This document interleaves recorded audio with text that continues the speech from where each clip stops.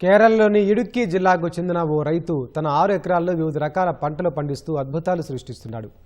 కందమంగళం ప్రాంతానికి చెందిన ఆదర్శ రైతు కృష్ణన్ కేవలం 6 ఎకరాల్లోనే ఏకంగా 56 రకాల కూరగాయలు, అనేక రకాల పూలను సాగు చేస్తున్నారు. అరటి తోటలో బొబ్బర్లు, కందగడ్డలు, బంతిపూలు వంటి మిశ్రమ పంటలను పెంచుతూ అధిక దిగుబడిని సాధిస్తున్నారు. శాశ్వత పంటల ద్వారా దిగుబడి లేక నష్టపోయిన కృష్ణన్ వ్యవసాయ అధికారుల సాయంతో సేంద్రియ పద్ధతిలో మిశ్రమ పంటలు పండిస్తూ లాభాలు ఆర్జిస్తున్నారు. వివిధ ప్రాంతాల నుంచి సందర్శకులు వచ్చి కృష్ణన్ వ్యవసాయ విధానం గురించి అడిగి తెలుసుకుంటున్నారు. కృష్ణన్ వ్యవసాయ పద్ధతులకు మెచ్చి వివిధ సంస్థలు అవార్డులతో సత్కరించాయి.